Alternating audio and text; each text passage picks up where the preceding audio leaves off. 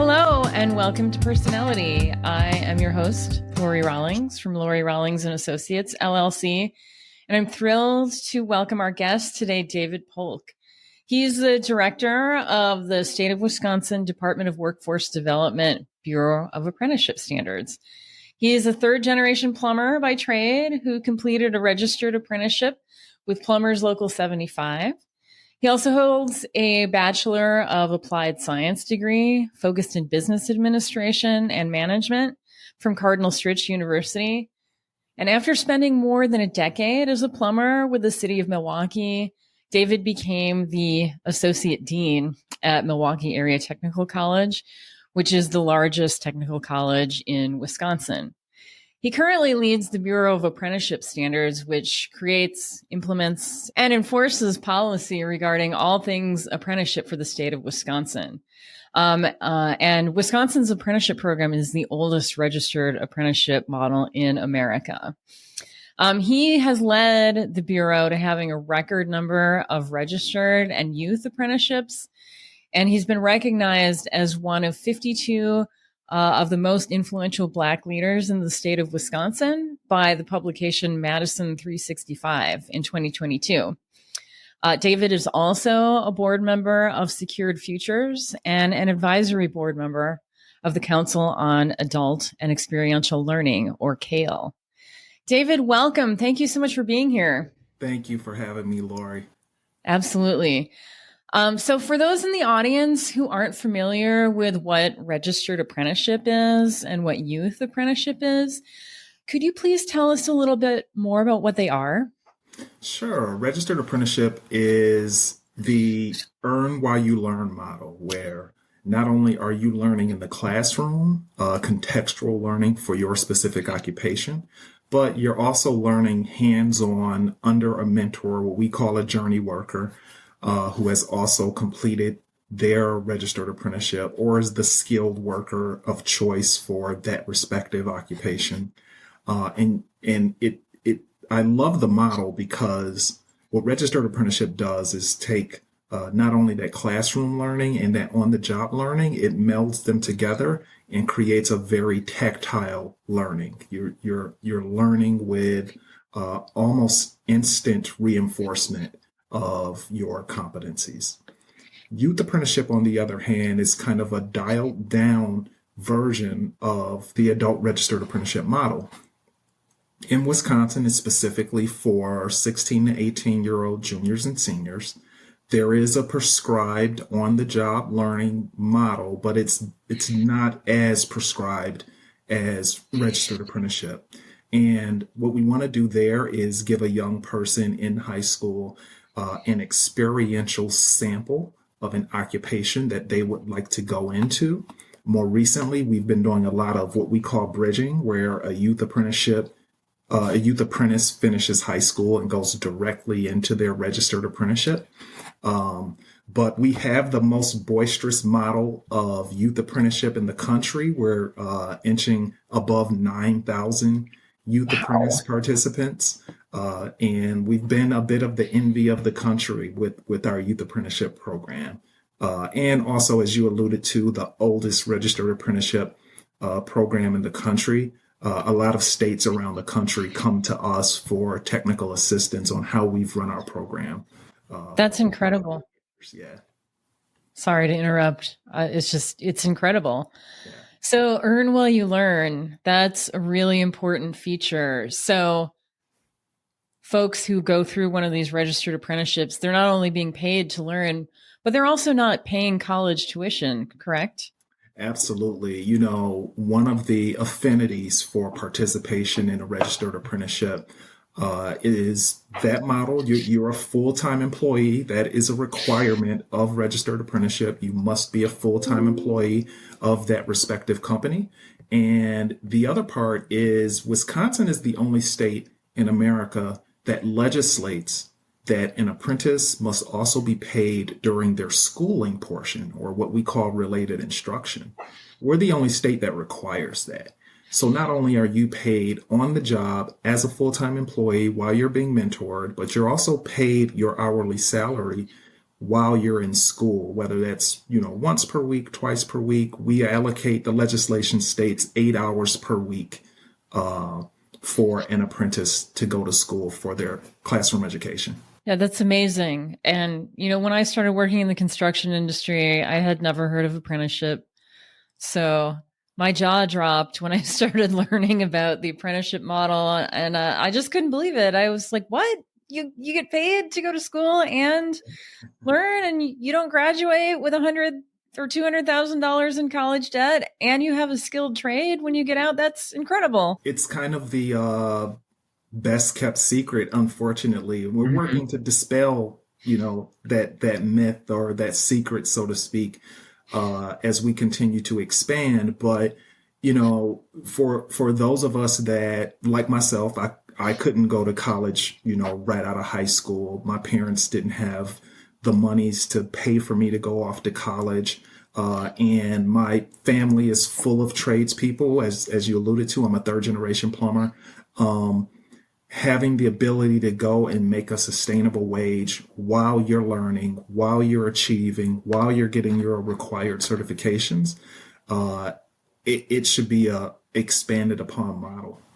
Exactly. And I don't think we discuss it enough in high school, middle school, grade school. I know I certainly was not aware of this as a career path when I was coming up in my formative years. And I know we're doing more to reintroduce the concept to younger people, but I still think we're behind where we need to be publicizing this opportunity. Yeah, we're just at the tip of the iceberg of what we can do with registered apprenticeship.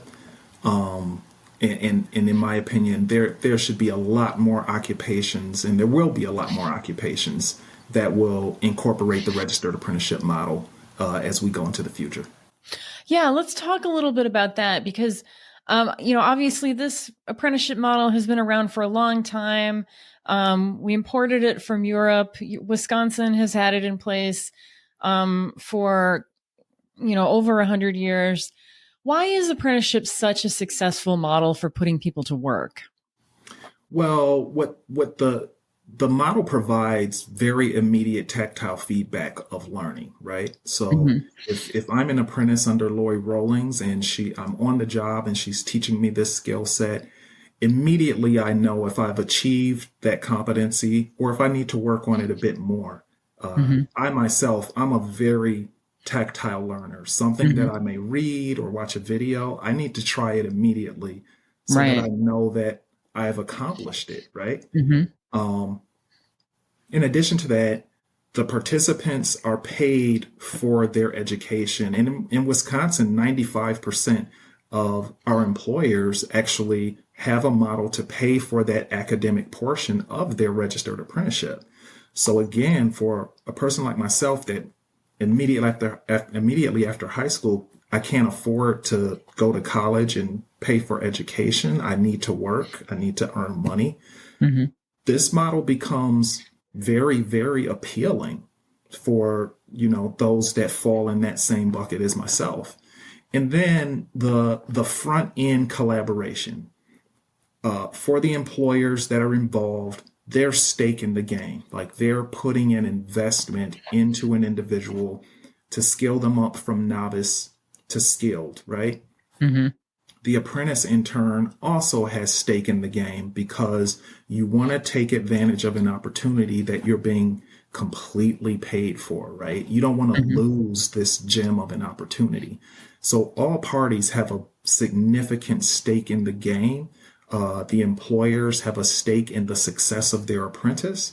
The apprentice has a stake in not losing this wonderful, wonderful opportunity that they've embarked upon. That's a really good point. I mean, I like how you're emphasizing the connection between the employer and the apprentice from day one. So they're going to work for a real employer in their field from day one, which is a much better gamble than going to college and just kind of gambling that you're going to find a job at the end of 4 years.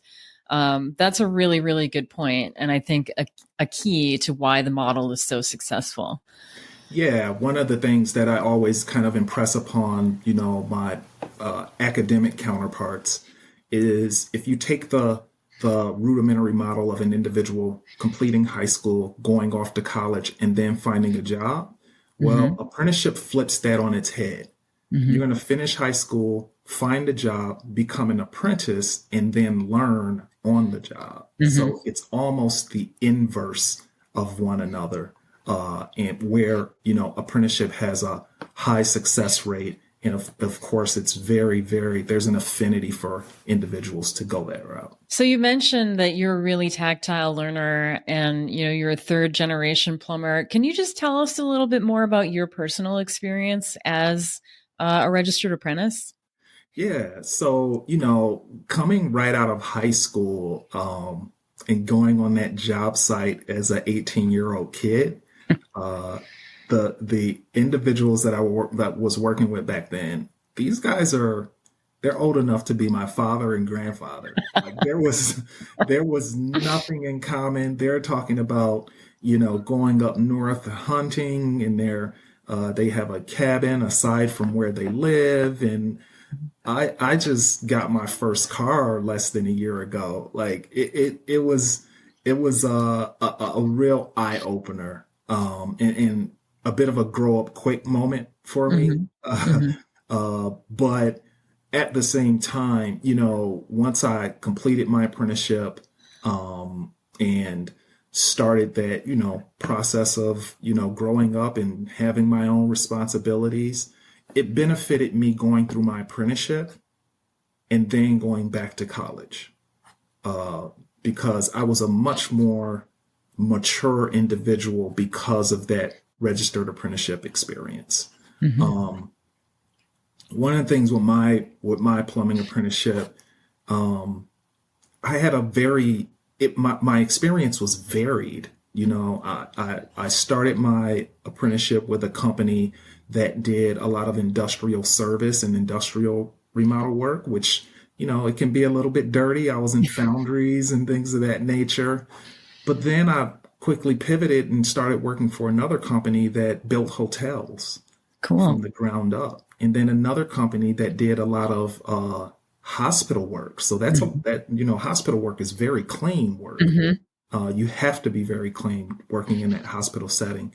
And then I went to another company where we did residential service for housing authority in Milwaukee. So that was going door to door, dealing with customers at that time. And so I had a varied experience. And I always tell, young plumbers, and plumbers that have just completed their apprenticeship, like, although that varied experience was because of being laid off, like I Hmm. really appreciated it. Like once I completed, because I got to know so many different aspects of plumbing, from large to small to medium.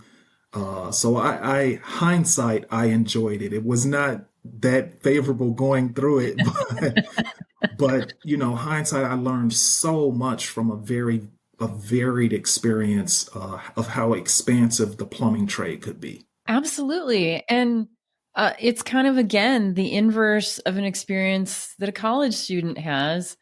Again, you're just kind of focusing on theory in college, not really getting a ton of practical experience.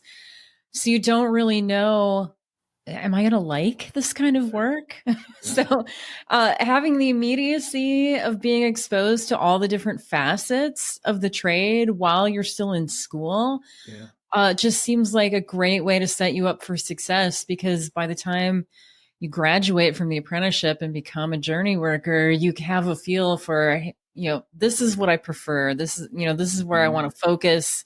But you also have the ability to do all those different kinds of work too, so that you remain employable throughout your career. And it kind of recession proofs you, because you have the ability to do service and industrial and hospital. So that's mhm, great. mhm.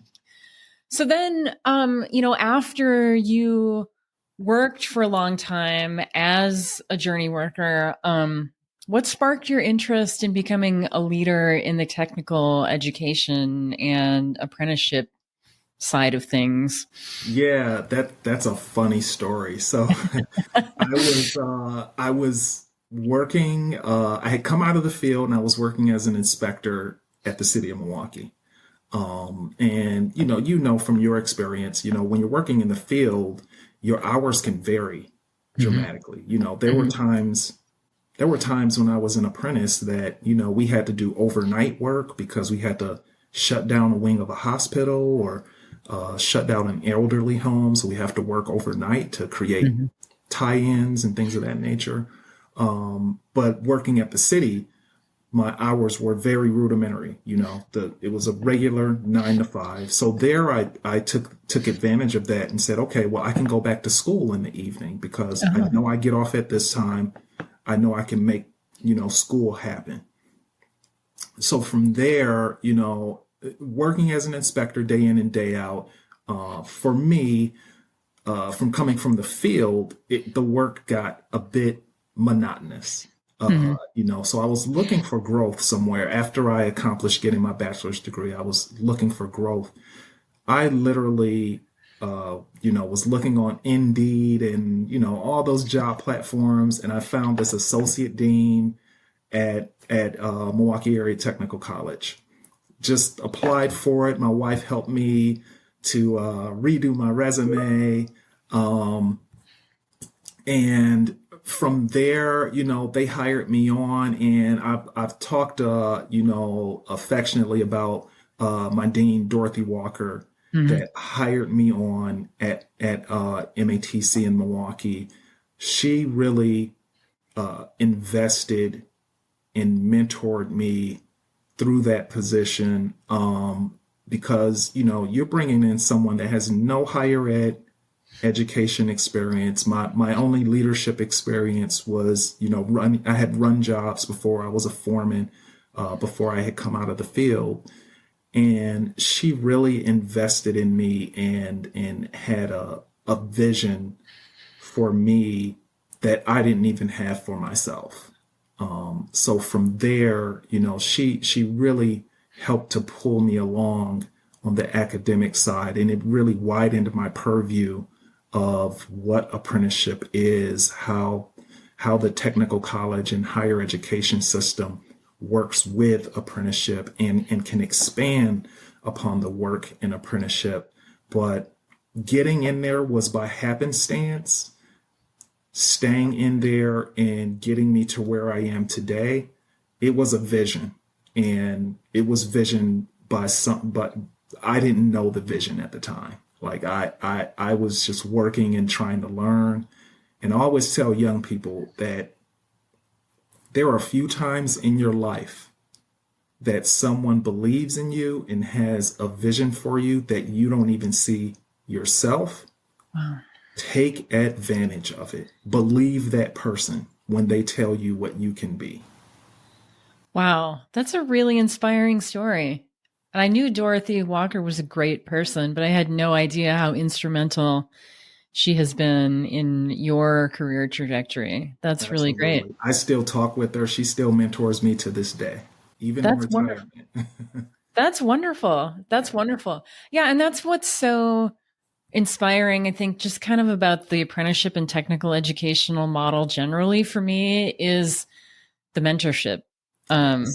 you know, um, Whether it's formally between the apprentice and the journey worker they get assigned to, or just sort of some of those informal mentorships that grow up through this model. Mhm.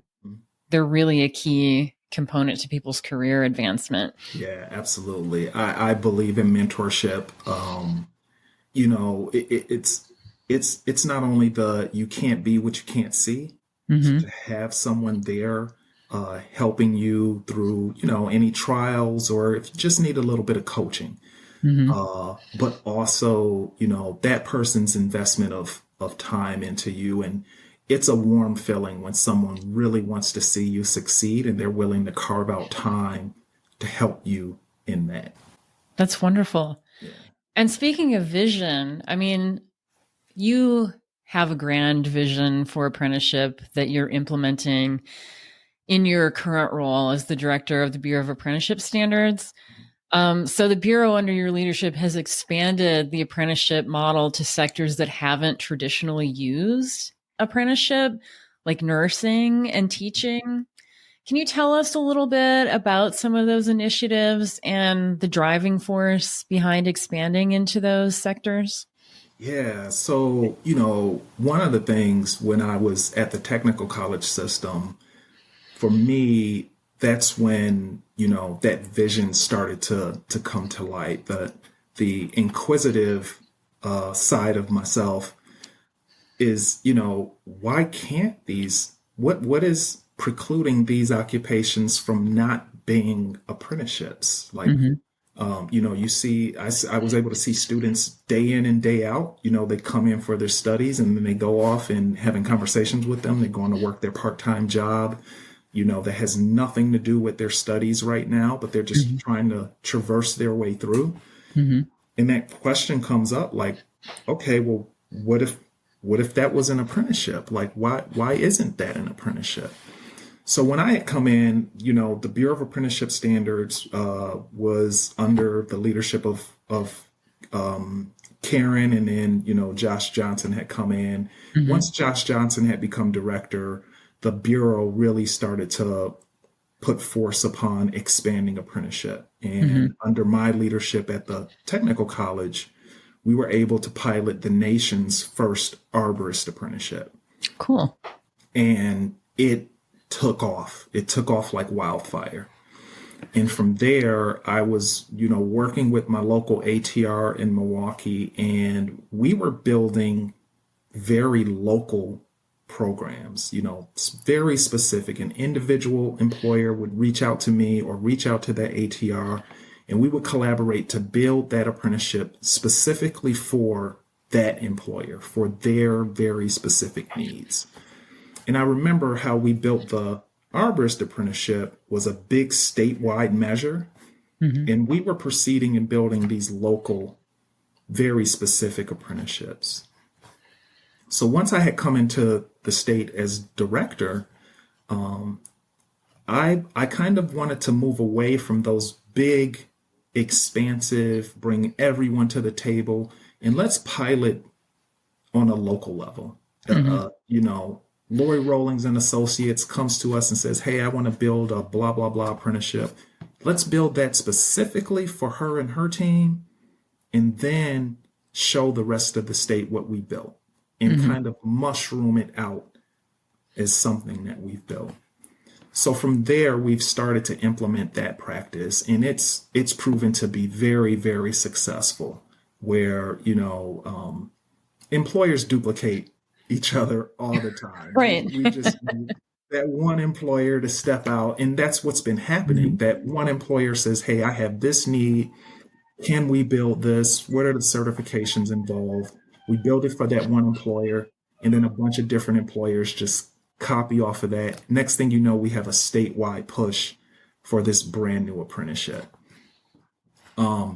So it's duly pronged, like that inquisitive portion saying, why can't these be apprenticeships? And then Hmm. dealing with it on the very local level, very specific to companies, and saying, hey, we built something special here.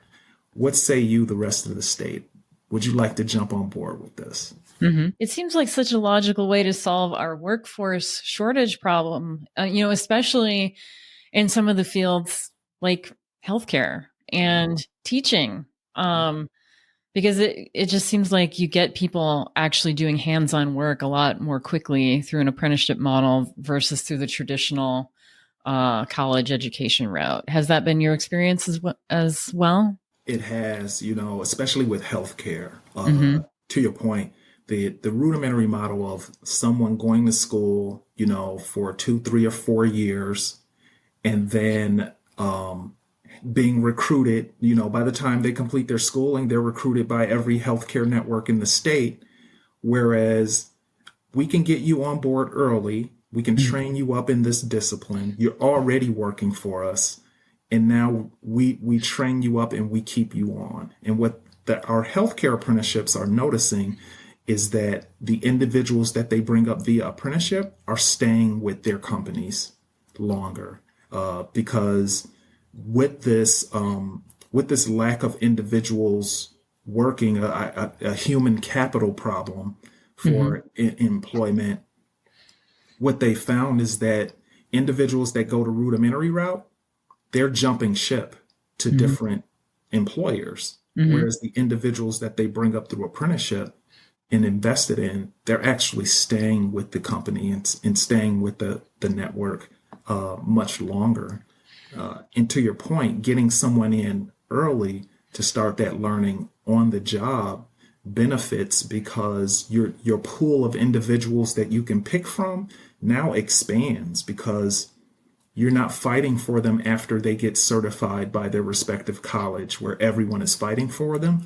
Right. I just need an individual that's really committed and really willing to learn, and we can do the rest from there. So the swath of individuals you can pick from expands dramatically. Yeah. And I can see why turnover would be less in a situation where someone came through an apprenticeship, because the employer got to know them, they got to know the employer, they got to learn early in their apprenticeship whether they're actually going to be happy in this profession and whether they're cut out for it, versus finding out after they have a degree, oh, oops, I don't like being around sick people, or, I don't like the 36-hour shifts.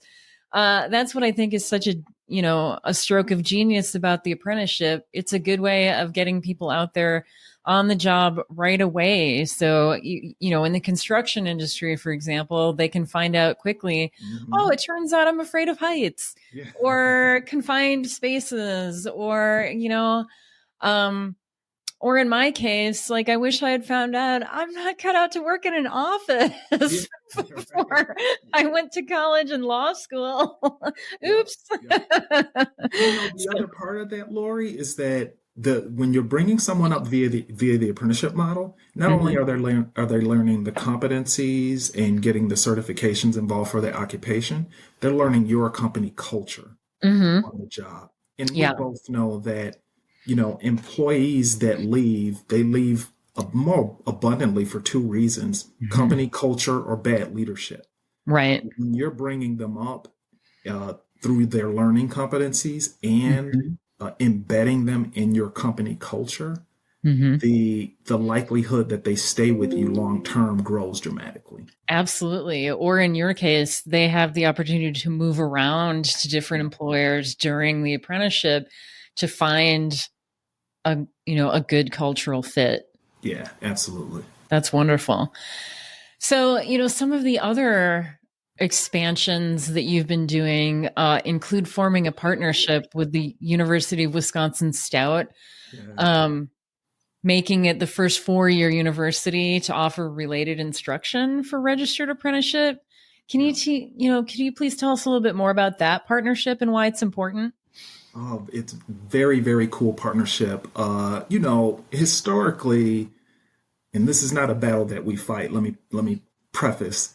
It's not a battle that we fight, but there's been this innate battle between going apprenticeship, and going to a university post high school, right? And again, we don't fight that battle, because there's a large number of apprentices that go to college and then say that that's not for them, and then they come over to us in apprenticeships. So, and we're fine with that. But this partnership was very important to meld and kind of dispel that myth of that divide, right? You can go through an apprenticeship and take classes at a university and get credit for it, and post apprenticeship continue your studies to this degree, right? It shows that apprenticeship can be part of this permeability of growth of your career ladder, that it can start with apprenticeship and be very successful, and that it can be executed not only at the technical college system, which is, at the birth and partnership with registered apprenticeship, but it can also be executed at the university level. So what this does is it expands the conversation that we have with educators and even more importantly, with parents of children that may be teetering on going apprenticeship or going university. We're saying, hey, via this partnership, you can do both, so it expands that conversation dramatically. And I'm really, really proud of that because it puts the foot in the door to say, hey, let's do more of this. Like, what's next? And this beat our teacher apprenticeship to the punch, but it opens the door for that teacher apprenticeship, which will be the first registered apprenticeship to require a bachelor's degree. Oh, the bachelor's degree is embedded in the registered apprenticeship. Very cool. Yeah. So I'm hoping that the future of melding workforce and university learning will be the apprenticeship model. That's excellent. And I love that you point out that people do have a misconception that college and apprenticeship are, parallel tracks that don't have any crossover, which couldn't be further from the truth. I mean, even before this partnership, there were a lot of apprenticeship programs that give people the opportunity to graduate from their apprenticeship with an associate's degree. And then to take, more classes to get a bachelor's degree. And that's really important from a recruiting standpoint, because there are a lot of parents who are, from generations like mine and older who have been socialized that college is the only path to success in our country. And so, kind of breaking that stereotype, but also letting people know that if college is an important pathway for you, these aren't mutually exclusive. Registered apprenticeship is a pathway to a college degree. And many people do pursue the associate's degree and a bachelor's degree and beyond. And the other thing I like about that too is that it opens people's eyes to the fact that completing an apprenticeship, it's not a dead end job. Like, there are a lot of different pathways within the trades, for example, that don't mean you're going to be working with the tools in the field your entire career if that's not what you want to do. You have the ability to advance into a leadership role, to go into the office if you want to. A lot of people who own contracting companies started out as trades workers and now own multi-million-dollar companies. Or there are folks like you who became inspectors and then went into the higher education part of the field, or they go into leadership roles within their unions or within their own apprenticeship programs. Or they can be in middle management in a project management role throughout their entire career. So it's just such an expansive opportunity that I don't think people realize how many different career pathways begin with a registered apprenticeship. Absolutely. I love that. And, the largest pushback that I get is when I go to my wife's elementary school and I do career day and I walk in with a sport coat on and I say that I'm a plumber. And the kids go, "What? You don't look like a plumber." But that's what I lead with. That's where my career started. I lead every conversation with, "Hey, I'm a plumber." Like that's where my career started. And to your point, there's so many different occupations under that moniker. I'm still a plumber. I went through registered apprenticeship, and I'm still someplace within that occupational galaxy. I'm still working in that space. I'm just on this side of that occupation. So I know that another passion of yours is promoting financial literacy as an important component of workforce development. Yeah. Can you tell us a little bit about why that's important and some programs that are helping teach financial literacy?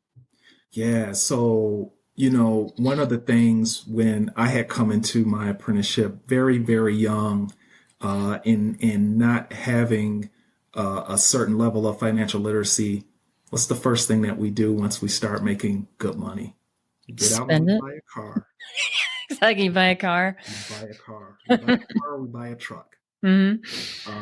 And I just watched it over and over with my counterparts, and then I got involved with Secure Futures, and I started to volunteer for them, going in the classrooms and talking to young people about financial literacy. Of course, when I first started there, writing a check was a thing. I don't think people write checks anymore, but but it was, balancing a checkbook. What is credit? What is applying for a credit card? What is a credit score? Things of that nature. But when I was volunteering in the classroom, not only was I telling them about those financial literacy principles, I was also telling them about the skilled trades and how that can be an opportunity for them post high school. So melding that together, there were young people that I had come across just, at the grocery store, and they said, "Hey, you're that money guy that came to my school and you were talking about writing checks and stuff. Hey, I signed up and I'm a laborer." That's And so with the cool. laborers, just really, really cool. So I think that, for all the things that registered apprenticeship has to offer, the financial literacy should be part of it. Hmm. This is in a lot of times with registered apprenticeship, I'll say probably 90% of the time, going through that registered apprenticeship is the most money that individual has ever made in their life. Hmm. And having financial literacy and how to handle that is just as important to me. So I'm a huge proponent. I still volunteer with Secure Futures. I'm on their board, but it's hugely important. Hmm. So individuals are set up not only to complete their apprenticeship, but they're set up for life, like the real life challenges that come with, making the most money you've ever made in your life. Yeah, that's a really good point because I think something else people don't realize about registered apprenticeships is how lucrative they are and how lucrative being a journey worker is once you graduate. I mean, in the skilled trades, for example, most people, when they graduate from their 5-year apprenticeship, are making six figures right out Easily. of, Yeah. yeah, right out of Yeah. the gate. And they don't have any college debt to pay off. And so the lure of buying a car and a truck and, It's just all the there. toys, a snowmobile and a jet ski, Yeah. um, Yeah. it Why becomes wouldn't very, I? I'm making six figures. Why wouldn't I? right, exactly. Yeah. So I think it is really important to, steer people in the direction of, putting some of that in your 401k, Yeah. investing in a house because it makes home ownership attainable, which is really important these days when the vast majority of Generation Z are not going to be able to afford a house at the same age Yeah. we were. Yeah. I mean, Lori, via my plumbing apprenticeship, I literally bought my first home at 21. That's amazing. 21 years old, and I bought a duplex. So, I'm a firm believer that all of our apprentices should have access to know what to do and how to do financially as they proceed throughout their career. Because as we talked about earlier, finishing that apprenticeship is not it's not the stop. Like there's so many more things you can do, and being equipped financially and making the right investments and the right moves and putting a little bit of money away for a rainy day. Like everyone should be skilled up in that too.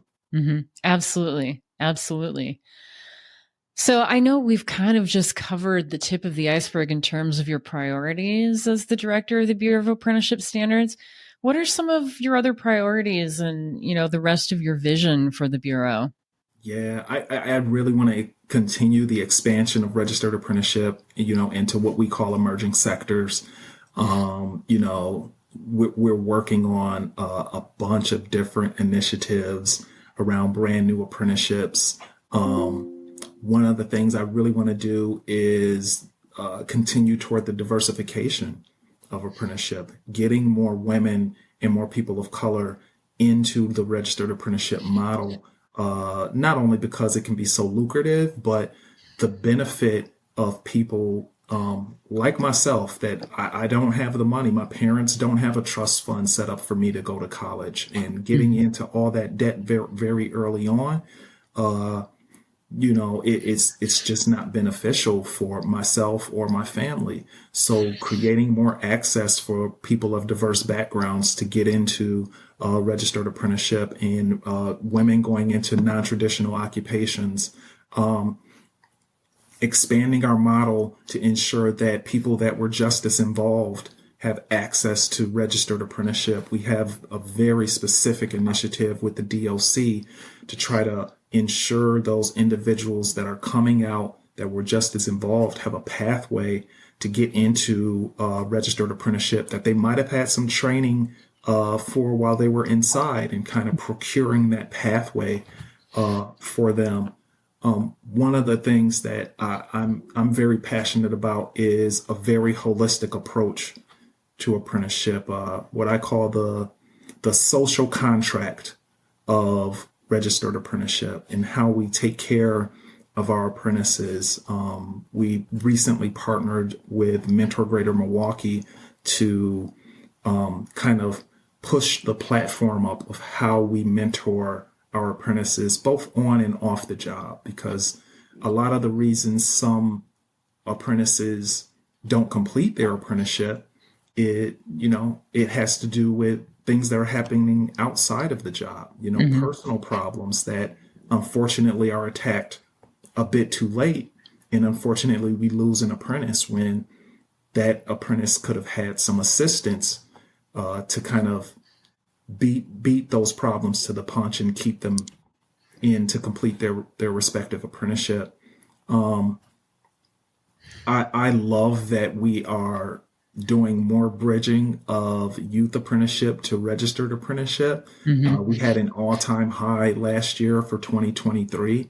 I definitely want to expand upon that, because if we're able to get more youth apprentices bridging, that also means that our messaging to the parents of those young people is hitting the mark. That the parents are accepting that their young person wants to pursue this career via registered apprenticeship after participating in the youth apprenticeship. And we're doing a great job of that. Again, an all-time high of youth that have gone directly into their respective registered apprenticeship.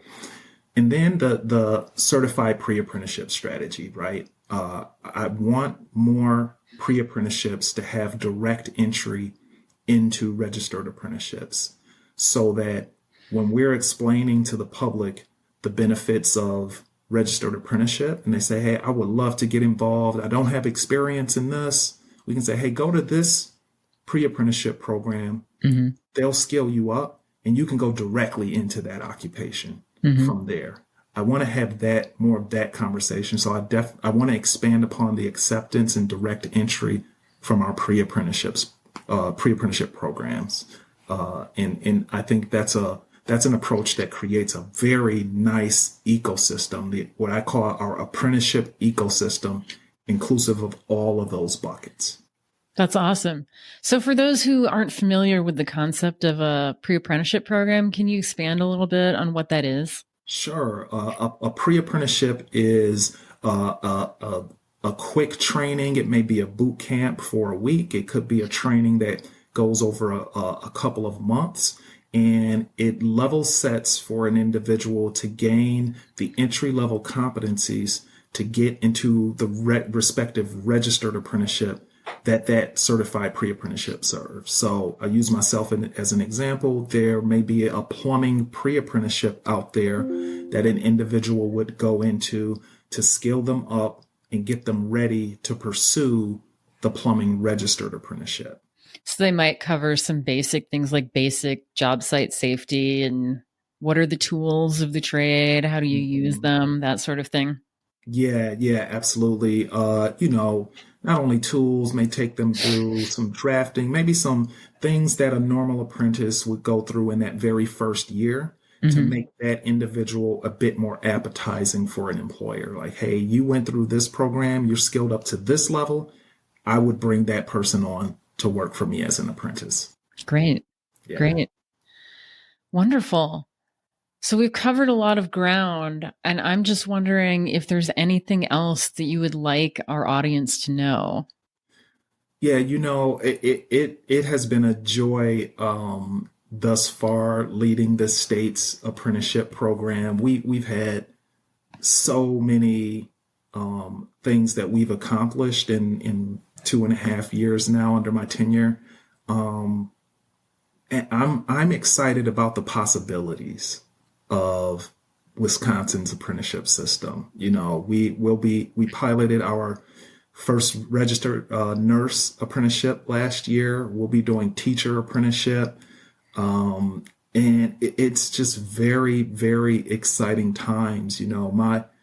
I want Wisconsin to continue to be the envy of the nation when it comes to an apprenticeship system. Yeah, and I feel confident that with you in charge, it will continue to be the envy of the nation and just continue to grow and do amazing things.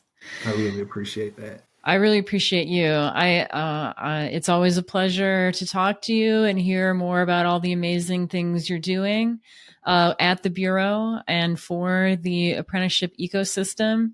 So it's been a pleasure to have you here. Thank you so much for your time. Thank you, Lori. Great to be here. Thank you. So thank you to our audience for joining us today. Information about Wisconsin's apprenticeship system will be in the show notes. I'll include a link to the website for the Bureau of Apprenticeship Standards so you can learn more about all the great things that they're doing.